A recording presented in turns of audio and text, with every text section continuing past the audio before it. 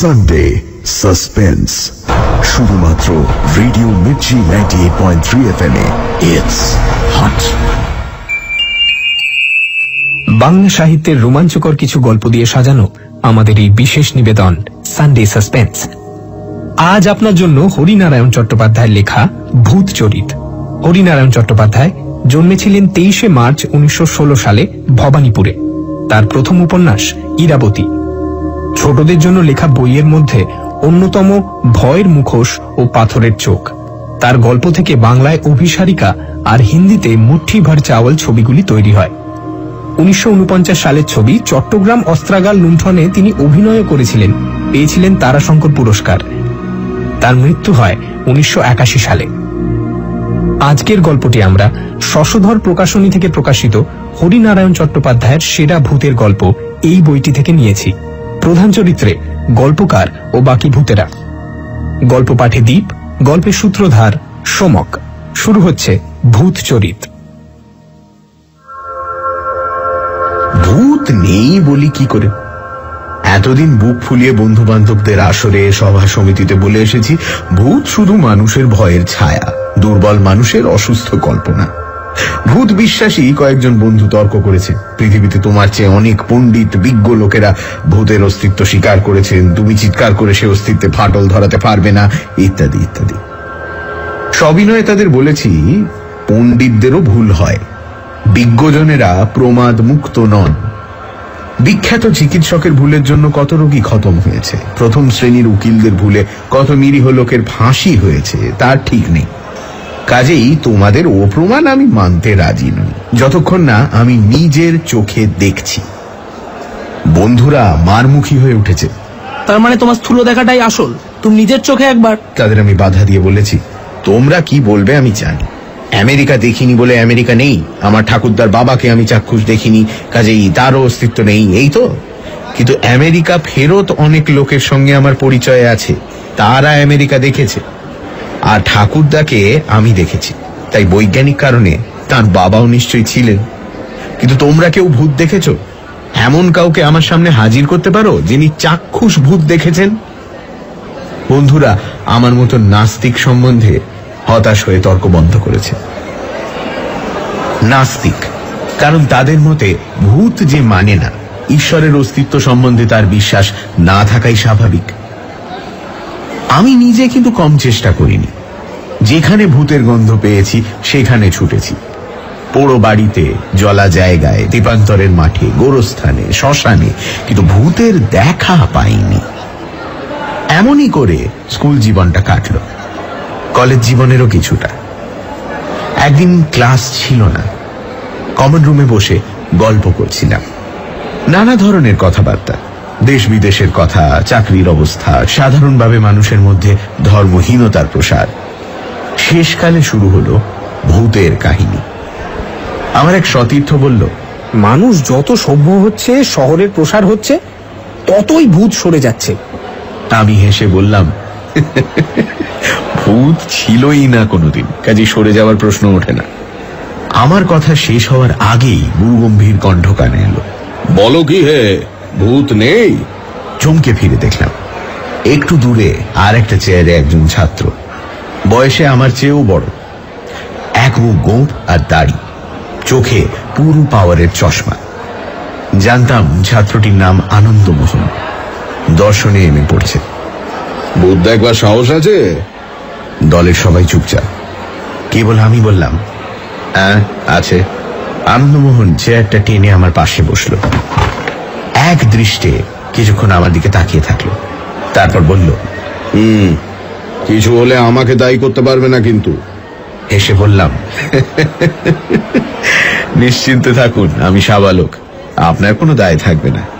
শোনো তাহলে, ক্যানিং লাইনে চেপে চাঁপাহাটিতে যাবে, ভালো নাম চম্পাহাটি। সেখান থেকে 2 মাইল দূরে খালেশ্বরীর মন্দির, তার পাশেই শ্মশান।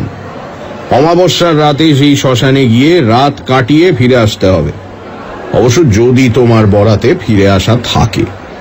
এরকম ভয় দেখানোর কথা আমি আগেও শুনেছি, শ্মশানে অন্ধকারে রাতও কাটিয়েছি, কিন্তু কিছু দেখতে পাইনি, আমার কোনো ক্ষতিও হয়নি। তাই বললাম, কিন্তু আমি যে সত্যি খালেশ্বরী মন্দিরের শ্মশানে গিয়েছি তা আপনার কাছে প্রমাণ করব কি করে? আনন্দমোহন মাথা নাড়ল। তার উপায় আছে। খালেশ্বরীর মন্দিরের পাঁচিলে অদ্ভুত পরগাছা আছে, মানুষের আঙুলের মতো লম্বা লম্বা পাতা, মাংসুটে রঙের ফুল হয়। এ ধরনের গাছ অন্য কোথাও দেখিনি। তাছাড়াও আর একটা ব্যাপার আছে, ওই পরগাছার পাতায় পাতায় চিতার ধোঁয়ার গন্ধ। মরা পোড়ানোর চামড়া আর আঁশটে গন্ধে অন্নপ্রাশনের ভাত উঠে আসে। সেই গাছের 5টা পাতা তুলে আনতে হবে। ঠিক আছে, আমি রাজি। ঠিক হলো, আনন্দমোহন আমার সঙ্গে চম্পাহাটি পর্যন্ত যাবে। সেখানে তার এক মাসির বাড়ি। রাত হলে আমি চলে যাব শ্মশানে। পরগাছার পাতা নিয়ে ভোরবেলা ফিরে আনন্দমোহনের সঙ্গে দেখা করব। যদি পারি আনন্দমোহন পেট পুরে কলেজ কেবিনে খাওয়াবে। তাছাড়া করকরে 10 টাকার একটা নোট দেবে। আনন্দমোহনের মেশো অনেক বারণ করলেন। বাবা, ওসব গোয়ার তুমি করতে যেও না, জায়গাটা খুবই খারাপ।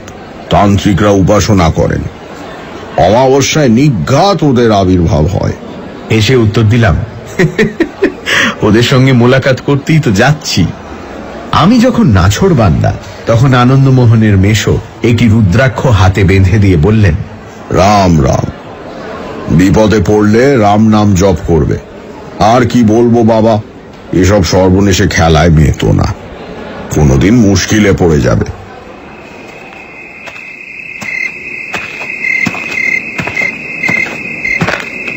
রাত 8টায় খাওয়া দাওয়া সেরে শ্মশানের দিকে রওনা হলাম।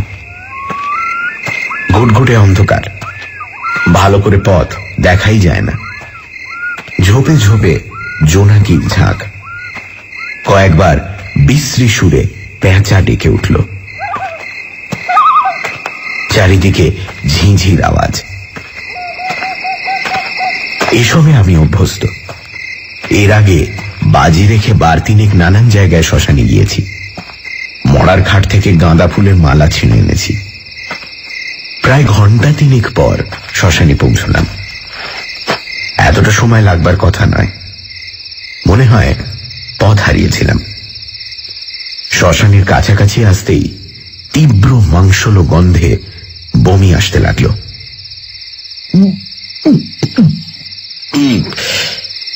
বুঝতে পারলাম বোধহয় মরা পোড়ানোর গন্ধ। অথচ কাছে গিয়ে কোনো চিতা দেখতে পেলাম না। একটু ঘোরাঘুরি করেই বুঝতে পারলাম উগ্র গন্ধ আসছে খালেশ্বরীর মন্দিরের দিক থেকে। কাছে গিয়ে টর্চ জ্বালালাম। গন্ধের জন্য নাকে রুমাল চাপা দিলাম। এই সময় এলোমেলো হাওয়া উঠল। পরগাছাগুলো শিরশির করে কেঁপে উঠল। কি আশ্চর্য, ঠিক যেন আঙুল নেড়ে আমাকে কাছে ডাকছে। ভোরবেলা ফেরার সময় এই বরগাছার পাতা ছিঁড়ে নিয়ে যাব। আবার শ্মশানের দিকে ফিরলাম। স্থির জোনাকির মতো অনেকগুলো আলো। বুঝতে অসুবিধে হলো না, ওগুলো শেয়ালের চোখ। তাদের রাজত্বে আমার অনাহত উপস্থিতিতে থমকে দাঁড়িয়ে পড়েছে। কাছে যেতেই ছুটে পালালো। অদ্ভুত একটা শোঁ শোঁ শব্দ। মরার খুলির মধ্যে দিয়ে বাতাস প্রবাহিত হলে এই ধরনের শব্দ হয়। আরেকটু এগিয়ে দাঁড়িয়ে পড়লাম। উঁচু ঢিবির ওপর বাঁশের খাট, তার উপর একটা মরা, মুখ ঢাকা। ধারে কাছে কোনো লোক দেখতে পেলাম না। সরে এলাম। এদিকটা অনেকগুলো গাছের জটলা, তার তলায় মিটমিট করে লণ্ঠন জ্বলছে। যাক, সম্ভবত কোনো লোক আছে ওখানে। শ্মশানে সারাটা রাত একলা থাকতে হবে না। কাছে গিয়ে দেখলাম লণ্ঠন মাঝখানে করে 2 জন লোক চুপচাপ বসে আছে। পরনে গেঞ্জি আর ধুতি, বিস্ফারিত চোখ, গালের চোয়াল প্রকট। কে আপনারা? দাদা, আপনারা কে? বার দুয়েক প্রশ্ন করতে উত্তর মিলল। আমরা মরা পোড়াতে এসেছি। মরা পোড়াতে এসেছেন শুধু দুজন? আরো দুজন গায়ে গেছে কাঠ কিনতে, অনেকক্ষণ গেছে, ফিরছে না কেন কে জানে, নেশা করে কোথাও পড়ে আছে হয়তো। আমি তাদের কাছে বসে পড়লাম। যাক, সারাটা রাত অন্তত মুখ বুজে থাকতে হবে না, কথা বলবার লোক পাবো। একজন আমার দিকে চোখ তুলে জিজ্ঞাসা করল, আপনি এখানে কেন? আমি বেড়াতে এসছি। উত্তর শুনে দুজনেই খ্যাঁক খ্যাঁক করে হেসে উঠল। শ্মশানে বেড়াতে? ভালো ভালো, বেড়াবার জায়গা পেলেন না? মরিয়া হয়ে বলে ফেললাম, না মানে ভূত দেখতে এসেছি। ভূত দেখতে এসছেন? খাঁচা এনেছেন? খাঁচা? খাঁচা দিয়ে কি হবে? কেন, ভূত দেখতে পেলে ধরে নিয়ে যাবেন? বুঝলাম ঠাট্টা করছে, কোনো উত্তর দিলাম না। কিন্তু কতক্ষণই বা চুপচাপ থাকা যায়। একসময় জিজ্ঞাসা করলাম, কে মারা গেলেন? আমাদের দাদা। আবার চুপচাপ। কিছুক্ষণ পর আরেকজন বলল, এ তো ভারী মুশকিল হলো, কতক্ষণ এভাবে বসে থাকবো, এত দেরি তো হওয়ার কথা নয়। চলো একটু এগিয়ে দেখি। লণ্ঠন তুলে নিয়ে ওরা উঠে দাঁড়ালো। আপনি বসে বসে শ্মশানে হাওয়া খান মশাই, আমরা গাঁয়ের দিকে একটু এগিয়ে দেখি। বসে বসে দেখলাম লণ্ঠনের ম্লান দীপ্তি গাছপালার আড়ালে ঢাকা পড়ে গেল। হাওয়ায় গড়াতে গড়াতে পায়ের কাছে কি একটা ঠেকল। হাতে করে তুললাম, নরমুণ্ড। কি আশ্চর্য, হাতে নিতেই যেন নড়ে উঠল,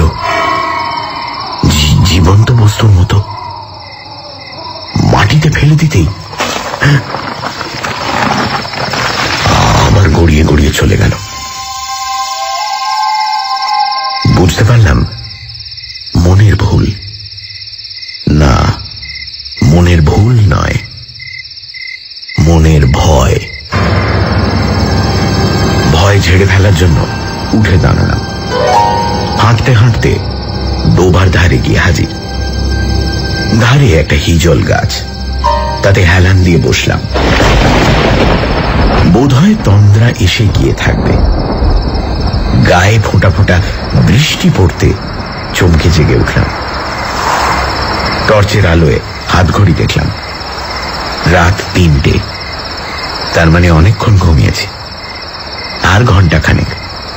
4টের সময় এখান থেকে রওনা হলে 6টা নাগাদ আনন্দমোহনের মাসির বাড়ি পৌঁছে যাব। তার আগে বরগাছের পাতাগুলো ছিঁড়ে নি। আবার মন্দিরের কাছে এলাম। হাত বাড়িয়ে পাতা ছিঁড়তে গিয়েই বিপদ। কিছুতেই ছিঁড়তে পারলাম না। কি শক্ত পাতা রে বাবা! শুধু তাই নয়, মনে হলো কে যেন আমায় ধাক্কা দেবার চেষ্টা করছে, বাধা দিচ্ছে। কিছুতেই পাতা ছিঁড়তে দেবে না। মনে পড়ে গেল পকেটে ছুরি আছে। ছুরি বার করে 5টা পাতা কেটে নিলাম। ঠিক মনে হলো মানুষের দেহের উপর যেন ছুরি চালাচ্ছি। তারপরই অবাক কাণ্ড। কাটা পাতা থেকে টপ টপ করে রক্ত ঝরে পড়তে লাগলো।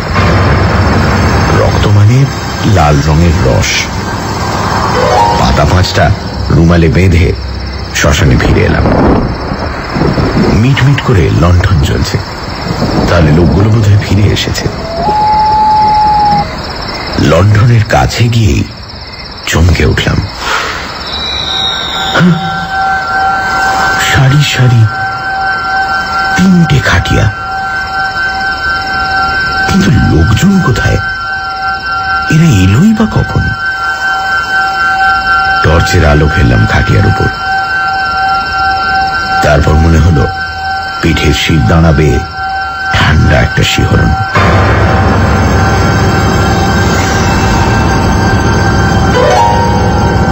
আমার সমস্ত শরীর টলতে লাগলো। এ কি করে হলো? 3টে খাটিয়াতে এক মরা। এক বয়স, এক রকম দেখতে। লণ্ঠন নিয়ে যে দুজন বসেছিল, এখন মনে পড়ল তাদের দুজনেরও একই রকম চেহারা। সেই চেহারা খাটিয়ার উপর। এবার বুঝতে পারলাম বেশ একটু ভয় ভয় করছে। কোন যুক্তি দিয়ে মনকে বোঝাতে পারলাম না এরকম কি করে হতে পারে। শ্মশানে থাকতে আর সাহস হলো না। চম্পাহাটির দিকে রওনা দিলাম। পেছনে ফিরতেই মনে হলো কারা যেন খ্যাঁক খ্যাঁক করে হেসে উঠল। নাকি সুরে বলে উঠল, ভূত নিয়ে যাবেন কিসে?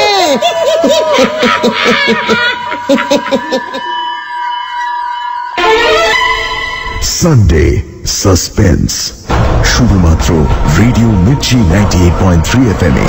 It's hot. গল্পের পরবর্তী অংশ ব্রেকের পর।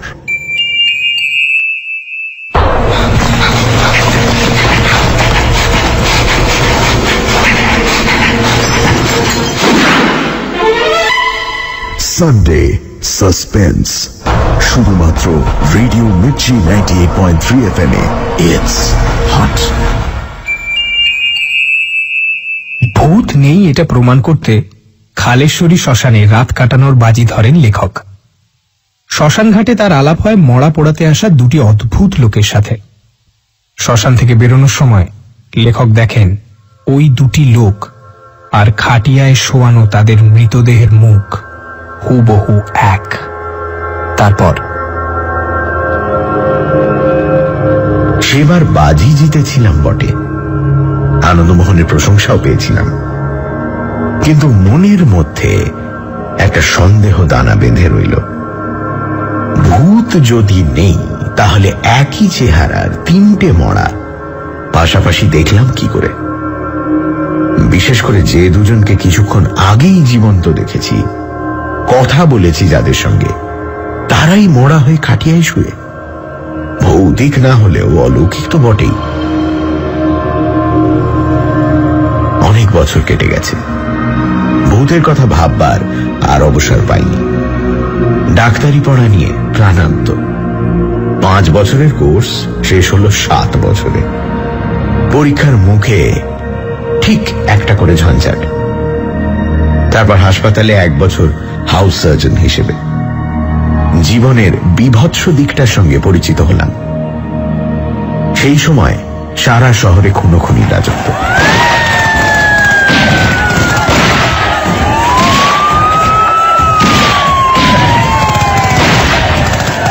সময় নেই, অসময় নেই, গাদা গাদা মরা মর্গে এসে পৌঁছতে লাগলো।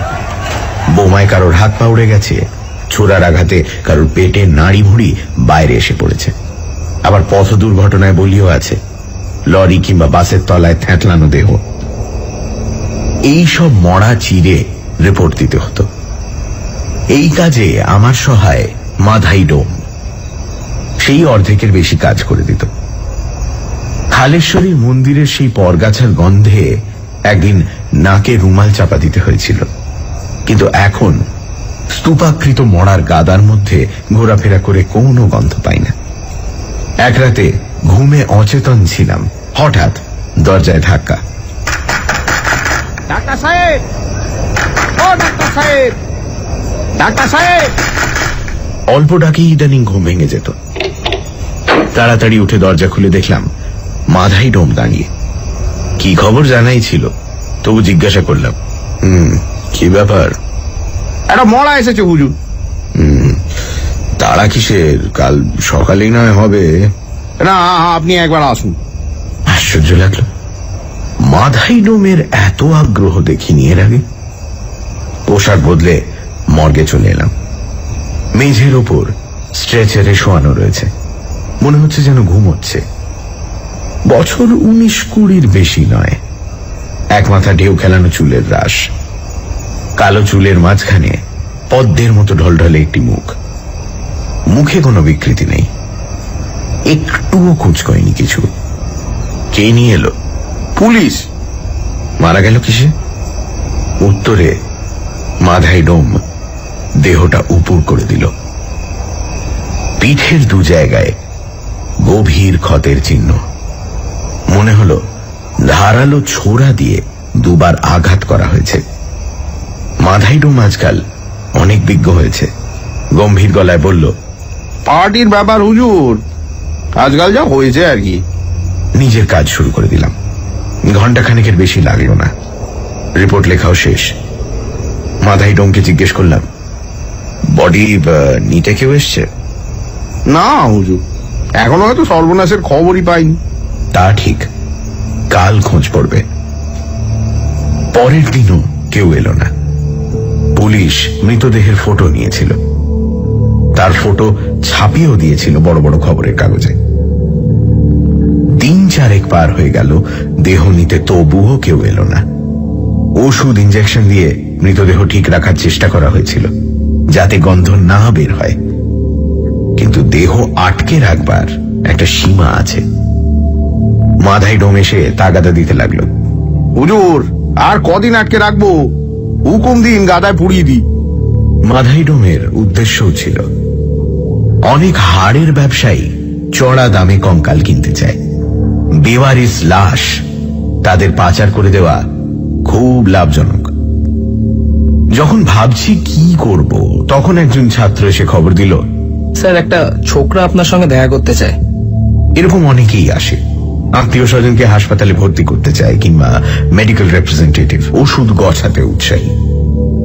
দুটো ব্যাপারেই আমার কোনো হাত ছিল না, তবু ছোকরাকে ডেকে পাঠালাম। মাধাই ডোমকে বললাম পরে দেখা করতে। ছোকরা আমার ঘরে ঢুকতেই চমকে উঠলাম, চেহারায় এমন মিল হয়!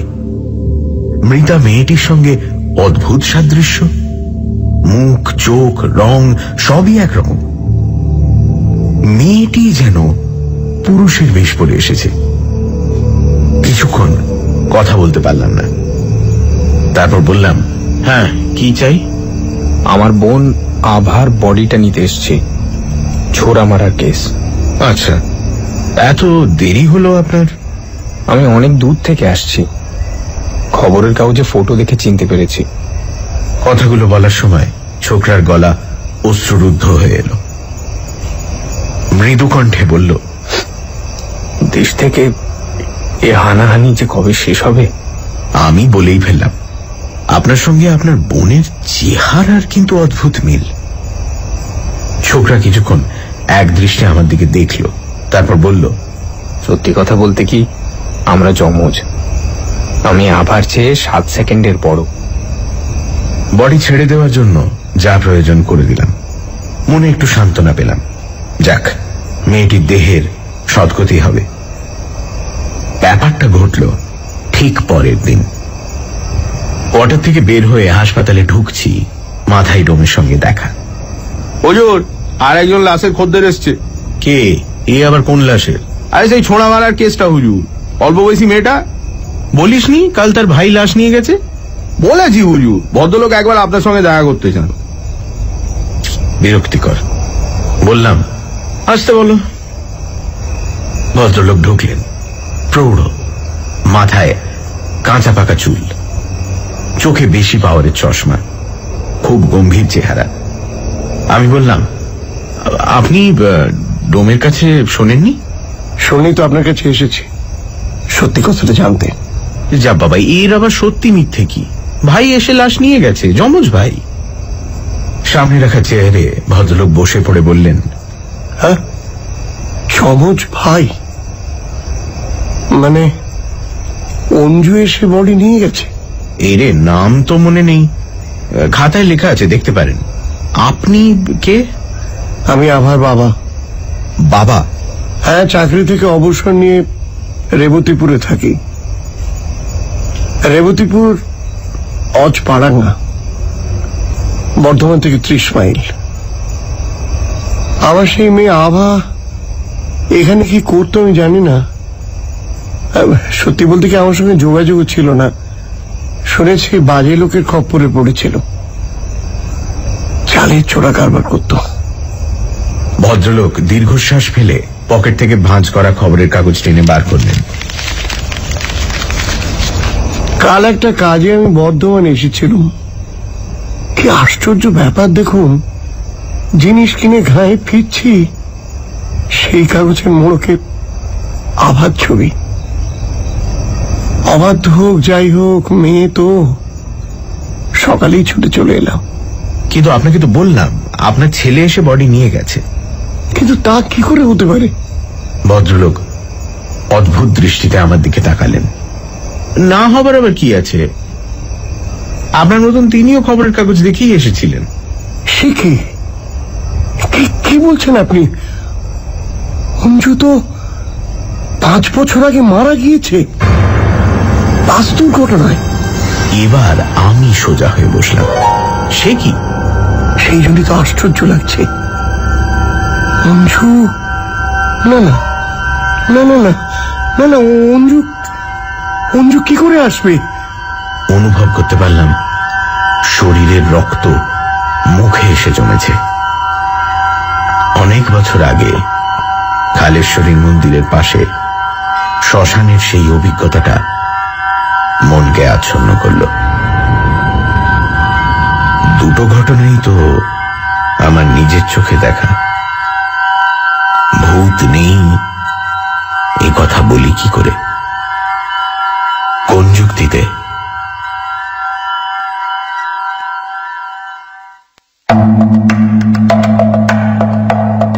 শুনছিলেন ভূত চরিত, রচনা হরিনারায়ণ চট্টোপাধ্যায়, গল্প পাঠে আনন্দমোহন, মেশো ও মাধাই ডোং, দ্বীপ। গল্পের সূত্রধার সোমক। অঞ্জু ও প্রথম ভূত সোমক, দ্বিতীয় ভূত পুষ্পল, বাবা জগন্নাথ বোস। এই পর্বের আবহ সঙ্গীত ও স্পেশাল এফেক্টসে শুভদীপ, সমগ্র আবহ সঙ্গীত এবং স্পেশাল এফেক্টসে রিচার্ড, বিশেষ সহযোগিতায় লাবণ্য, পর্ব পরিচালনায় রাইট ব্রাদার্স থেকে অনির্বাণ ও অভিষেক, পরিকল্পনা ও পরিচালনায় ইন্দ্রাণী। রেডিও মির্চির অবুঝ ভাই, মানে অঞ্জু এসে বডি নিয়ে গেছে? এরে নাম তো মনে নেই, খাতায় লেখা আছে, দেখতে পারেন। আপনি কে? আমি আভার বাবা। বাবা? হ্যাঁ, চাকরি থেকে অবসর নিয়ে রেবতীপুরে থাকি। রেবতীপুর অজপাড়াঙ্গা, বর্ধমান থেকে 30 মাইল। আমার সেই মেয়ে আভা এখানে কি করতো আমি জানি না। সত্যি বলতে কি আমার সঙ্গে যোগাযোগ ছিল না। শুনেছি বাজে লোকের খপ্পরে পড়েছিল, চালের চোরা কারবার করত। ভদ্রলোক দীর্ঘশ্বাস ফেলে পকেট থেকে ভাঁজ করা খবরের কাগজ টেনে বার করলেন। কাল একটা কাজে আমি বর্ধমান এসেছিলাম। কি আশ্চর্য ব্যাপার দেখুন, জিনিস কিনে ঘায়ে ফিরছি, সেই কাগজের মোড়কে আবার ছবি। অবাধ্য হোক যাই হোক, মেয়ে তো, সকালেই ছুটে চলে এলাম। কিন্তু আপনাকে তো বললাম আপনার ছেলে এসে বডি নিয়ে গেছে। কিন্তু তা কি করে হতে পারে? ভদ্রলোক অদ্ভুত দৃষ্টিতে আমার দিকে তাকালেন। না হবার আবার কি আছে, আপনার মতন তিনিও খবরের কাগজ দেখেই এসেছিলেন। সে কি বলছেন আপনি? অঞ্জু তো 5 বছর আগে মারা গিয়েছে, বাস্তব ঘটনায়। এবার আমি সোজা হয়ে বসলাম। সে কি? সেই জন্যই তো আশ্চর্য লাগছে। অঞ্জু, না না না না না না না, অঞ্জু কি করে আসবে? অনুভব করতে পারলাম শরীরের রক্ত মুখে এসে জমেছে। অনেক বছর আগে কালেশ্বরী মন্দিরের পাশে শ্মশানের সেই অভিজ্ঞতাটা মনকে আচ্ছন্ন করল। দুটো ঘটনাই তো আমার নিজের চোখে দেখা। ভূত নেই এ কথা বলি কি করে, কোন যুক্তিতে?